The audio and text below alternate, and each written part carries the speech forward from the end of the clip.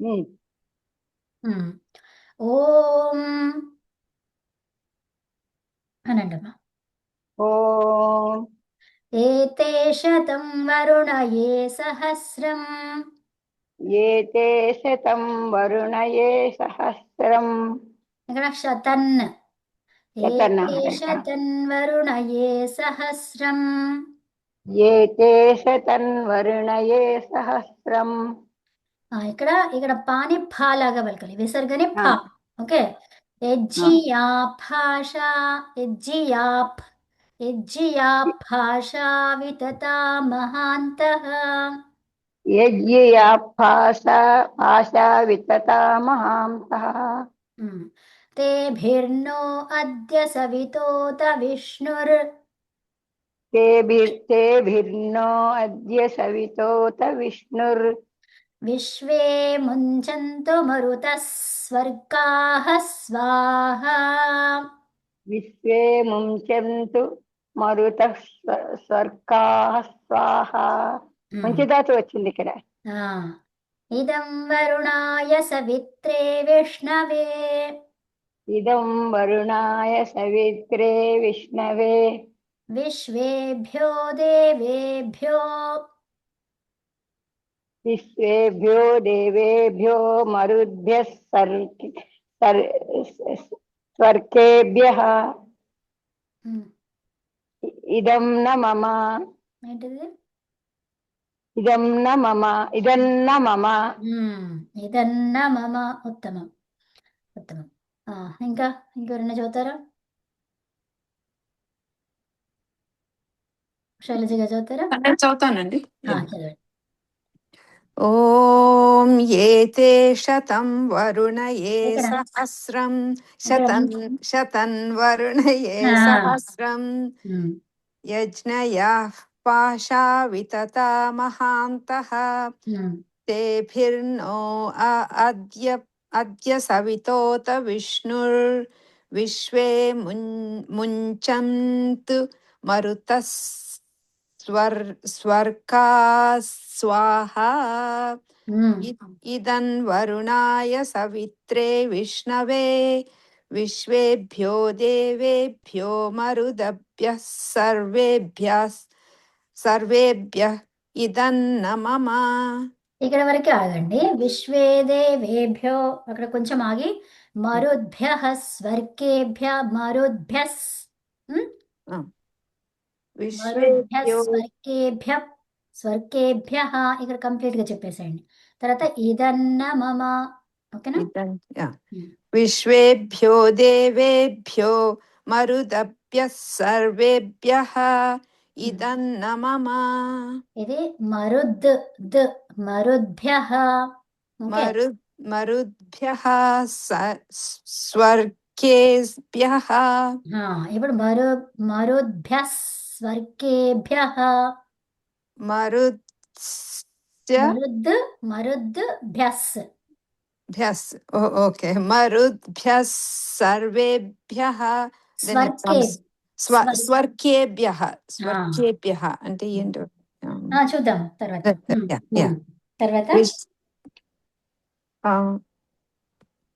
అంతే కదండి. నేను అంతే అంతే అయిపోయింది. సో ఇంకా నెక్స్ట్ ఎవరు? చెప్పండి చెప్పండి చెప్పండి. ఓం ఏతే సతన్వరుణయే సహస్రం. యజ్ఞియా పాశా వితతా మహాంతః. తేభిర్నో అద్య సవితోత విష్ణుర్విశ్వే ముంచन्तు మరుతః సర్గా స్వాహా. ఇదం వరుణాయ స్వర్గాః. విశ్వే ముంచन्तు మరుతః స్వర్గాః స్వాహా. ఇదం వరుణాయ సవిత్రే విష్ణవే. విశ్వేభ్యో దేవేభ్యో మరుద్భ్యः స్వర్గేభ్యः ఇదం న మమ. ఉత్తమం, ఉత్తమం. సుశీల గారు చెప్తారా? చెప్పండి. ॐ ये ते शतन्वरुण ये सहस्रं यज्ञयाः पाशा वितता महान्तः तेभिर्नो अद्य सवितोत विष्णुर्विश्वे मुञ्चन्तु मरुतः स्वर्गाः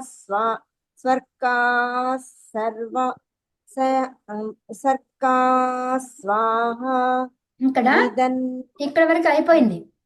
ఇది స్వాహ అనే ఆహుతి स्वाहा కాబట్టి అక్కడ వరకు అయిపోయింది. స్వాహ స్వర్గాహ అయిపోయింది. అది ఈ స్వాహ అనేది ఆహుతి ఇస్తున్నాం అంతే. అదొక మంత్రంలో పార్ట్ కాదు, అది ఇంతవరకే తలపట్టు. మంత్రం. ఆ, అందుకని విశ్వే స్వర్గాహ. Okay madam. విశ్వే ముంచంతు మరుతः స్వర్గాः ఉమ్, స్వాహా ఉమ్, ఇదం వరుణాయ సవిత్రే విష్ణవే విశ్వేభ్యో దేవేభ్యో మరుద్భ్యः సర్గేభ్యः ఇదన్నమమ. ఉమ్. ఇక్కడ సర్కేభ్య అన్నట్టు వినిపిస్తుంది నాకు. సా అంటున్నారా స్వా అంటున్నారా? అదే రావట్లా. అదే విశ్వేభ్యో దేవేభ్యో మరుద్భ్యः స్వర్గేభ్యः ఉమ్, అంతే. ఇదన్నమమ. ఉమ్, అంతే. స్వర్గాహ అంటే మంచి తేజస్సు ఉన్న వాళ్ళు అనమాట. అంటే స్వర్గేభ్య అంటే ఏంటి ఇక్కడ? వాళ్ళ చేత కదా. ఎవరి చేత? ఉత్తమమైనటువంటి. తేజస్సు ఉన్న వాళ్ళ చేత. ఓకేనా? ఓకే, ఇంకా చెప్తారా ఎవరైనా? అంతే ఉన్నట్టున్నారు. ఓకే, సరే. ఇప్పుడు దీని మంత్ర అర్థం చూసుకుందామా?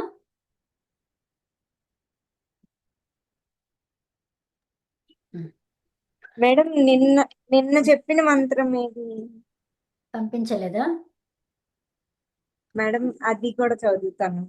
చదవండి చదవండి. ఓకే. ఇది తత్వాయామి. రాలేదండి. చదవండి. ఓం తత్వాయామి బ్రహ్మణా వందమానస్తదా శాస్తే యజమానో హవిర్భిః. అహేళ.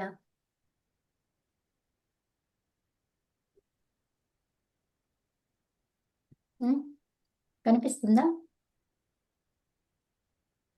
కనిపించలేదు మేడం. ఓకే. అహేళమానో వరుణేహ భూద్యురుశంస.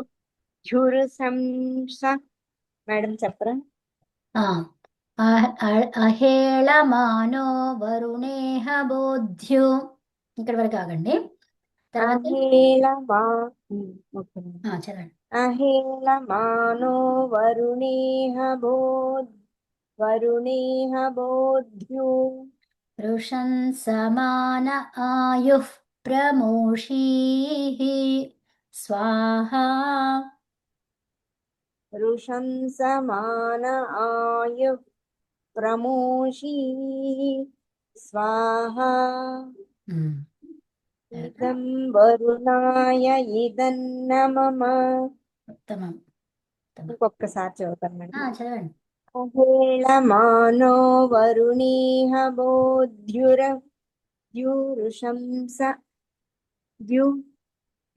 బోధ్యు. ఇంతవరకు ఆగండి. బోధ్యురు బోధ్యురు అహేళమానో వరుణేహ బోధ్యు రుషంస ఆయుః ప్రమోషీ స్వాహా. ఇదం వరుణాయ ఇదన్నమమ. ఓకేనా? Okay madam. ఓకే. ఇంకా ఎవరైనా చదువుతారా? ఇది అయిపోయింది కదా. సో మనకి ఈ మంత్రం యొక్క భావం ఏంటో చూద్దాం ఇప్పుడు. వరుణ. వరుణ అంటే ఎవరికి పేరు? భగవంతునికి కదా. ఓ పరమాత్ముడా, తే. తే అంటే నీ యొక్క. సో తే నీ యొక్క. ఇప్పుడు మనకి నీ యొక్క అంటున్నాం కాబట్టి త్వం రూపం ఉంటుంది కదా, త్వం యుష్మద్లో తే అన్నమాట. నీ యొక్క, అతడు, అతని యొక్క అంటాం కదా. ఉమ్, సో పరమాత్ముడా నీ యొక్క, ఆయనతోనే మాట్లాడుతున్నాం కదా, కాబట్టి నీ యొక్క. సో ఇప్పుడు తే అనేది ఏమైపోయింది, అది త్వం యొక్క రూపంలో షష్ఠిలో వచ్చింది అది. ఓకే. సో ఇప్పుడు తస్య, త్వం ఉంది కదా, త్వస్య అంటాం. త్వంకి ఏమొస్తుంది, త్వస్య తే అన్నమాట, రెండవ రూపం ఇది. అర్థమైందా? ఉమ్? తమ అని కూడా వస్తుందమ్మా. తస్య తయోః. ఆ, తస్య తయోః. తస్యగా, తస్య అతని యొక్క కదా, ఇక్కడ నీ యొక్క.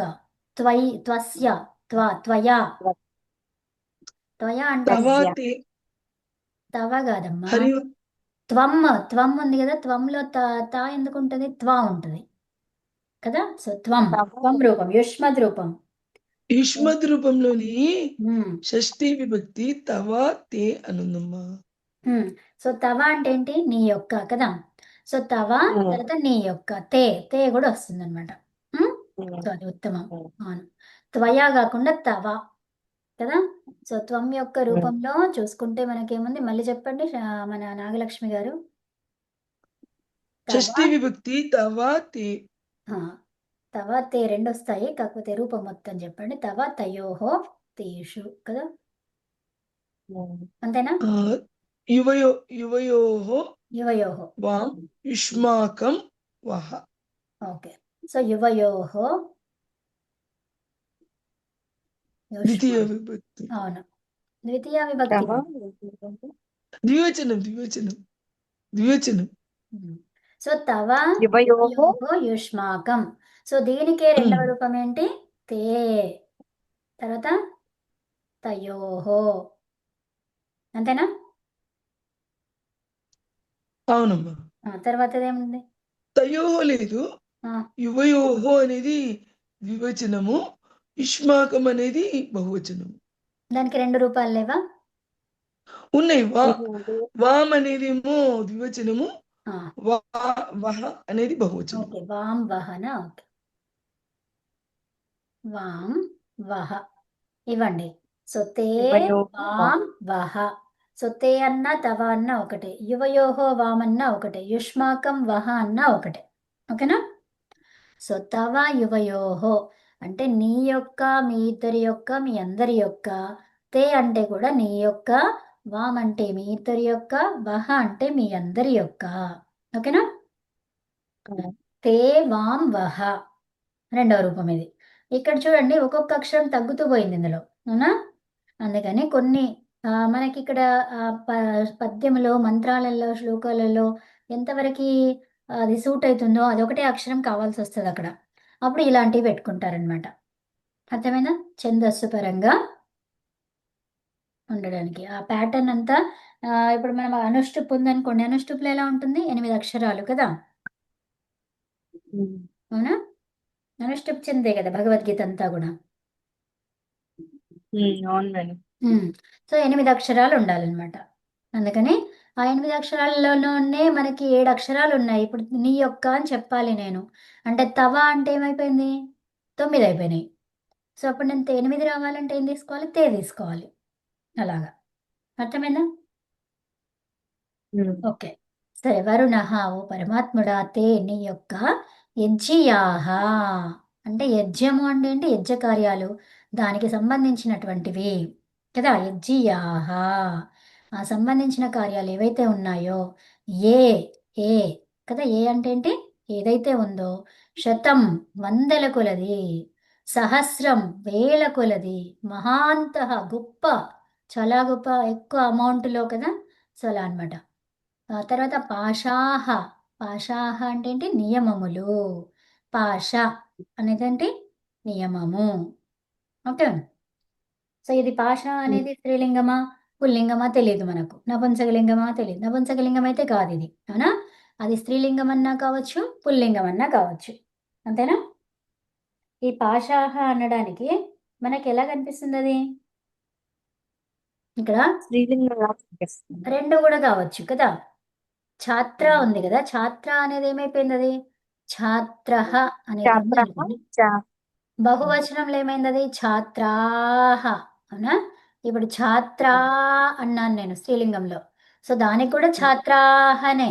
ఇప్పుడు రెండింటిని చూస్తే మనకి ఏమర్థమైంది, ఏం అర్థం కాలేదు. ఏ లింగమో అర్థమైందా? అర్థం కాదు. కాలేదు.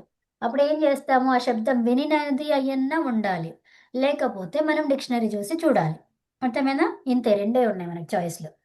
విన్నన్నా ఉండాలి, లేకపోతే మనం చదువుకోవడమో లేకపోతే డిక్షనరీలో వెంటనే కావాలి కాబట్టి చూడడమో అలాంటివి చేస్తాం. అవునా? కన్ఫర్మేషన్ కోసం.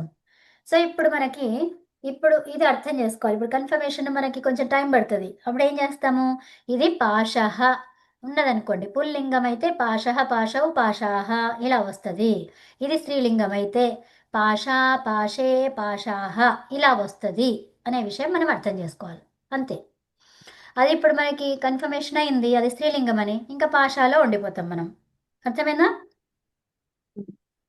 రూపము మనకి ఇక్కడ పాశాహ ఉంది అంటే ఇది స్త్రీలింగంలో ఉంటుంది, పుల్లింగంలో కూడా బహువచనంలో అలాగే ఉంటుంది. సో కాబట్టి మనం ఏం చేయాలి, రెండు కూడా చెప్పేసుకోవాలి. అర్థమైందా? రెండు రూపాలు మొత్తము 3 వచనాలలో చెప్పేసుకుంటే అప్పుడు మనకి సందిగ్ధత అనేది ఉండదు కదా. అలా అన్నమాట. నియమాలు, పాశాహ అంటే నియమాలు. ఇది పుల్లింగ శబ్దం, ఇది పాశః అకారాంత పుల్లింగ శబ్దం. పాశః అంటే నియమాలు. సో ఇప్పటి నుంచి మనం నియమాలు సరిగ్గా చేసుకుందాము అని అనుకుందాం అనుకోండి. అప్పుడు నియమాహ అని చెప్పకుండా, నియమః అని చెప్పకుండా ఏం చెప్దాము, పాశః. వాడుకోవచ్చా? వాడుకోవచ్చు. నియమాలు సరిగ్గా చదవండి.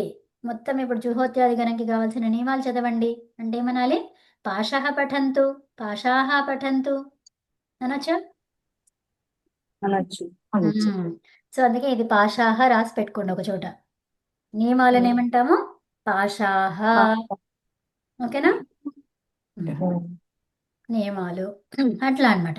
ఇప్పుడు మనం చదువుకున్న కొంచెం అక్కడెక్కడ వాడుతూ ఉంటే మనకి అది గుర్తుండిపోతుంది ఇంకా కదా. అవునండి. సో మహాంతః, మహా అన్న శబ్దము గొప్ప, మహాంతః గొప్ప అయినటువంటివి చాలా అన్నమాట కదా. తర్వాత వితత. వితత అంటే ఏంటి, వితరణం అంటాం, అంటే పంచడము, వ్యాపించడము. సో కదా, అలాగా. వితత, వితత దీర్ఘం ఇది. ఉన్నవో, వ్యాపించి ఉన్నవో. సో ఉన్నాయి అంటే ఏంటిది, ఇక్కడ ఏమన్నాం, వితత అనేది ఏ లింగంలో వచ్చింది అంటే ఏ విభక్తిలో వచ్చింది, అది వితత. వితత అంటే జగత, భవత తృతీయలో దాని చేత అన్నమాట, వ్యాపించి ఉన్న వాటి చేత. ఓకే, అర్థమవుతుందా? తేభిః. తేభిః ఏంటి మరి, తేభిః కూడా అంతే, తృతీయ బహువచనం. బహువచనంలో వాటి సహాయం చేత. తర్వాత అద్య అంటే ఇప్పుడు, ఈ రోజు కదా. నేడు, నేడు అంటే ఈరోజు. సవిత సృష్టికర్త, ఇక్కడ స్త్రీలింగం సవిత సృష్టికర్త. తర్వాత ఉత విష్ణుః. ఉత అంటే మరియు, ఉత అంటే మరియు లేదా అని అర్థాలు వస్తాయి. ఉత అంటే మనకి ఈ సూక్తాలు చెప్తుండగా సూత్రాలు, అందులో ఉత అంటారు. ఉత అంటే మరియు తీసుకోవచ్చు, లేదా తీసుకోవచ్చు. మరి అక్కడ ఏంటి, రెండు తీసుకోవచ్చు అక్కడ. అర్థమైందా? సందర్భాన్ని బట్టి ఇవన్నీ చెప్పి ఉత అన్నాడు అంటే లేదా అన్నట్ట మరియు అన్నట్ట, ఆ సందర్భాన్ని చూసుకొని ఏంటి అని అర్థం చేసుకోవాలి. ఏమర్థమైంది, ఇప్పుడు అన్నీ చెప్పిన తర్వాత ఉత విష్ణు అన్నాడు అంటే ఏమర్థమైంది, మరియు. మరియునా లేదునా, మరియు. మరియు. సో ఇప్పుడు నేను అన్నాను నీళ్ళు, జలం ఉత దుగ్ధం పిబతు అన్నాను. సాయంకాలం అయితే సాయంకాలం అయితే కదా, దాహం వేస్తుంటే అన్నాను. నేమని చెప్పాలి ఇప్పుడు, దాహం వేస్తుంటే. సో పిపాస అస్తి చేత్ దుగ్ధం ఉత జలం పిబతు. దుగ్ధం దాహం వేస్తుంటే లేదా, లేదా పాలు గాని నీళ్లు గాని తాగు. అర్థమేనా? మరియు ఎందుకు వస్తుందండి అప్పుడు అక్కడ రానే రాదు కదా. నీకు దాహం వేస్తుంది, దాహం వేస్తుంటే ఏదో ఒకటి తాగంటాం కానీ రెండు తాగు అంటామా మనం కదా, అట్లా అన్నమాట. అవును. అర్థమైందా? So Yeah. అలా తీసుకోవాలి. అంటే సందర్భాన్ని బట్టి మనము రెండింటిలో మరియు ఎక్కడ వస్తుంది లేదా ఎక్కడ వస్తుంది అనే విషయం ఇప్పుడు నేనేం చెప్పనే లేదు, మీరు చెప్పేసిండ్రు కదా. So Mm. అట్లా అంటే మనకి కాంటెక్స్ట్ ని బట్టి మనకు అర్థమైపోతుంది ఏంటిది వాడాలి అనేది. Mm. ఉత అంటే రెండుగా పనిచేస్తుంది, అది మరియుగా లేదాగా పనిచేస్తుంది. ఉత వా అంటాం కదా, వా అంటే జస్ట్ లేదా అని అర్థం, అవును. కానీ అవును. ఇక్కడ ఉత అంటే రెండు అర్థాలు, మరియు లేదా. ఓకేనా? Mm. సో అది రాసుకోండి అది కూడా. ఉత విష్ణు మరియు సర్వవ్యాపకుడైనటువంటి నీవు, ఎన్ని గుణాలు చెప్పారు, ఉత విష్ణు అన్నారు అంటే మరియు కదా, అవునా. Mm. అతను సవిత, తర్వాత ఇంకేమన్నారు, మహాంత, తర్వాత ఇంకేమన్నాము, వరుణ కదా, అలా చెప్తున్నాం కదా. సో మరి అంటే అప్పుడు ఏమొచ్చింది, ఉత విష్ణు అంటే మరియు విష్ణువు అంటే వ్యాపకుడైనటువంటి నీవు కదా. తర్వాత విశ్వే మరుత, విశ్వములో ఉన్నటువంటి మరుత, ఇంతకుముందు మరుత్ శబ్దం వచ్చింది అంటే విద్వాంసులు. ఓకే, మరుత్ అనే శబ్దానికి ఏంటి, మరుత విద్వాంసులు, బహువచనంలో ఉంది ఇది. మరుత్ అనే శబ్దము ఎట్లా వస్తుంది, జగత్ అనేది ఏమొస్తుంది, మరుత్. సో జగత్, జగత్ ఏమైంది, జగత జగతౌ జగత అంటే ఏంటి, మరుత్ ఏమైపోయింది, అది మరుత్. మరుత్ అనేది మరుతౌ మరుతః. అది. ఓకే, జగత్ జగతౌ జగత అట్లా అన్నమాట. ఇవన్నీ కూడా సర్వనామాలు. సర్వనామాలు ఎలా ఉంటాయి, ఈ సహతౌతేలాగా అట్లా వేరు వేరుగా ఉంటాయి కదా. ఒక రూపం మనకు అర్థమైపోతే ఇంకా హలంత శబ్దాలన్నీ అలాగే ఉంటాయని తెలుస్తుంది. సో మరుత అంటే విద్వాంసులు, ఎక్కడి నుంచి ఉన్న విద్వాంసులు, విశ్వే సమస్త విద్వాంసులు. స్వర్గాహ, స్వర్గాహ అంటే ఉత్తమ తేజస్సు, తేజస్సంపన్నులు, తేజస్సుతో ఉన్నటువంటి సంపన్న గుణాలు, మంచి తేజస్సుతో ఉన్న సంపన్న గుణాలు కలిగినటువంటి వారు స్వర్గాహ. తర్వాత నహ మాకు, మమ్మల్ని అన్నమాట. నహ మమ్ము, బంధనముల నుండి, ఎక్కడి నుంచి, ఇవన్నీ బంధనాల నుంచి, ముంచంతు ముక్తులను చెయ్యు అని చెప్పేసి కోరుకుంటున్నాం. అర్థమైందా? ఇక్కడ ముంచతాత్, ముంచతాత్ అంటే గాక అని వచ్చేది. ఇప్పుడు ఇక్కడ ముంచంతు ఉంది కాబట్టి చెయ్యుము, చెయ్యు అని చెప్తున్నాం అక్కడ, అతనికి చెప్తున్నాము. అవునా, దయచేసి చెయ్యు అంటున్నాం ఇక్కడ, అవునా. సో ఇక్కడ ముంచతు కాకుండా ముంచతాత్ ఉందనుకోండి, సో ముంచతాత్ ఉంటే ఏమనే వాళ్ళం, ఆశీర్లింగులో వచ్చింది అని చెప్పుకునే వాళ్ళం, అవునా, ఆశిషి అర్థంలో వచ్చింది అని. అర్థమైందా?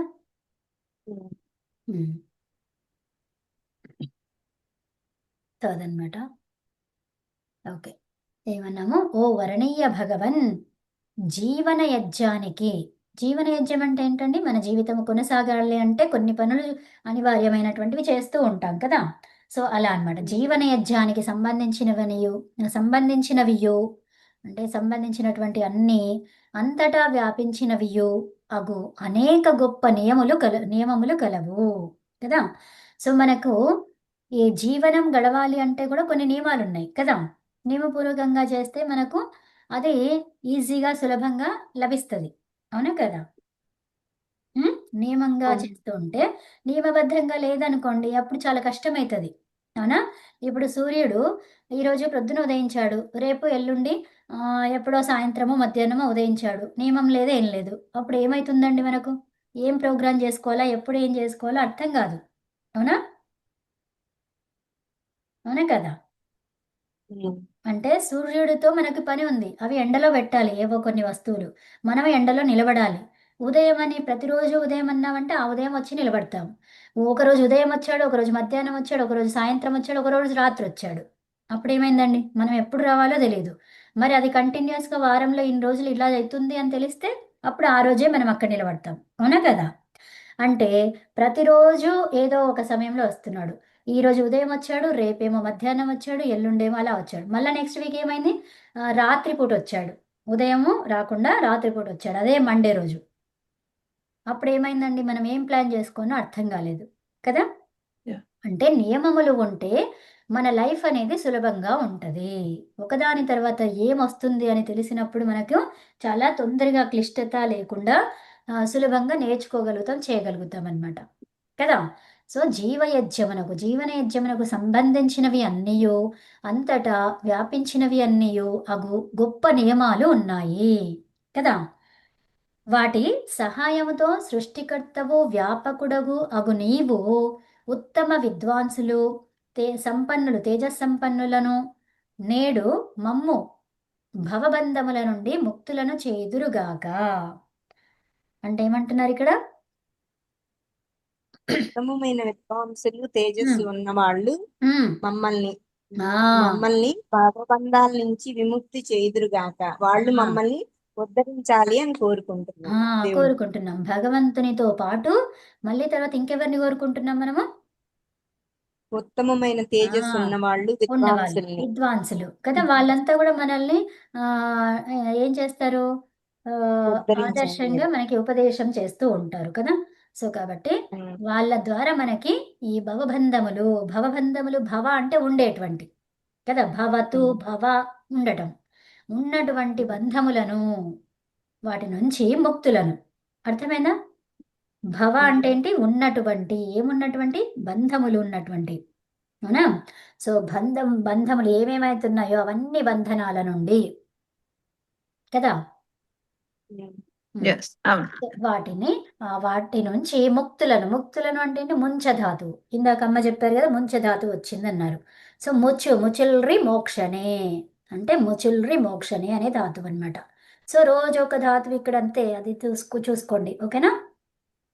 అప్పుడు మనకి ఏం ధాతువు ద్వారా ఏమైంది అనేది అర్థమవుతుంది. ఇక్కడ ముచుల్రి అన్నమాట. సో ముచుల్రి అనే దాంట్లో ఏమైంది అక్కడ? ఇక్కడ ఇది అంతా పోయి ఉపదేశజన్మాసికృతితో ఆ, రే అనేది ఉమ్, లోపం జరిగింది. ఉమ్. ఆ, తర్వాత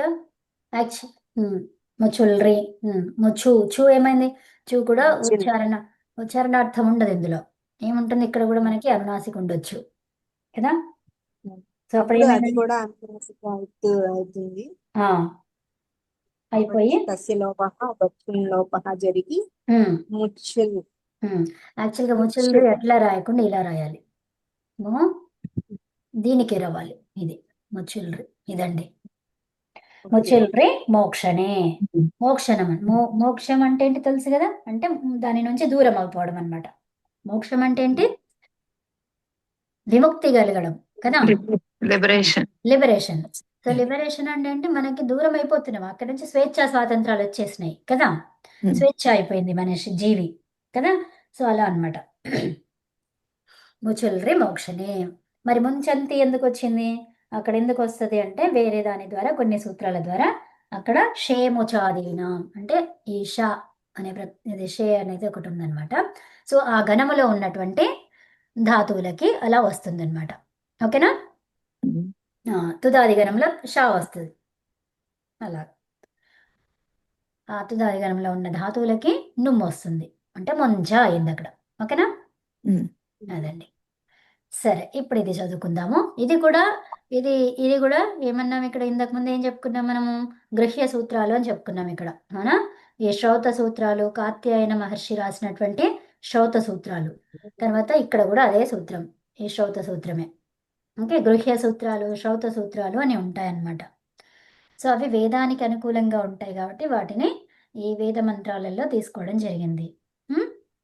ఓకే, ఎందుకంటే మంత్రము అంటే ఇక్కడ ఓం ఉంటుంది, మంత్రం కాకపోతే ఓం ఉండదు. ఓకేనా. ఈ ఓం ఉంది అంటే అది మంత్రం, అది మంత్రంలాగా పరిగణించడం జరిగింది. ఎందుకు అంటే వేదానికి అనుకూలంగా ఉంది కాబట్టి. అర్థమేనా?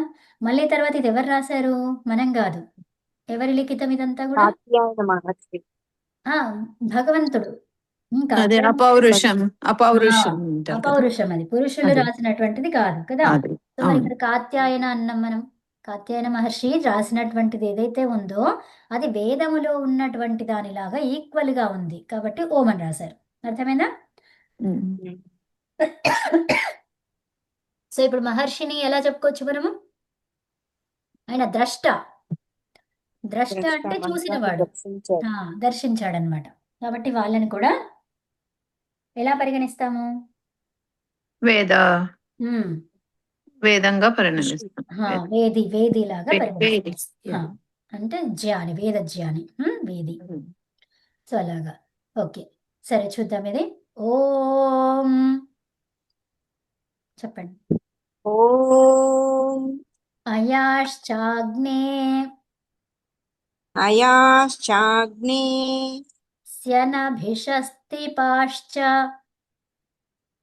స్యనభిషస్తిపాశ్చ సత్యమిత్వమయాసి. సత్యమిత్వమయా అసి. సో ఇక్కడ మయాసి అని చెప్పొచ్చు. ఇక్కడ ఈ ఆని కూడా మయాసి. ఇక్కడ యా అనేది ఉంది కదా, సో ఇక్కడ యా వచ్చినప్పుడే మళ్ళీ ఈ అసి అందులో వచ్చేసింది. ఇక్కడ ఈ అవగ్రహ చిహ్నం పెడతాము, అకారం ఉన్నదని చెప్పడానికి. మళ్ళీ తర్వాత విసర్గ లోపించింది. మయా అనే చోట ఇక్కడ విసర్గ ఏమైనా ఉందా? లేదు. మయా అంటున్నాము, తృతీయ విభక్తిలో ఉంది, అక్కడ విసర్గ ఉండదు. కాబట్టి ఇది వచ్చింది అంటే ఇక్కడ ఈ ఆ అక్కర్లేదు. ఓకే, లేకపోతే అది పెట్టాలి అంటే 2 ఆలు పెట్టేసుకోవాలి. అంటే ఆసి అలా రావడానికి వీల్లేదు. అసి ఉన్నావు, నీవు ఉన్నావు. సో కాబట్టి ఈ అకారమే పోయి ఇక్కడ అవగ్రహం ఉందన్నమాట. ఓకేనా? అంతేనా? అర్థమైందా మీకు? అర్థమైంది. యా. సో మయాసి అలా చెప్పేస్తే అయిపోతుంది. ఓకే, మయాసి. అయాశ్చాగ్నేస్యనభిషస్తిపాశ్చ సత్యమిత్వమయాసి. అయాశ్చాగ్నేస్య అయాశ్చాగ్నేస్యనభిషస్తిపాశ్చ సత్యమిత్వమయాసి. ఉత్తమం. అయానో యజ్ఞం అయానో యజ్ఞం వహాస్యయానో మహాస్యయానో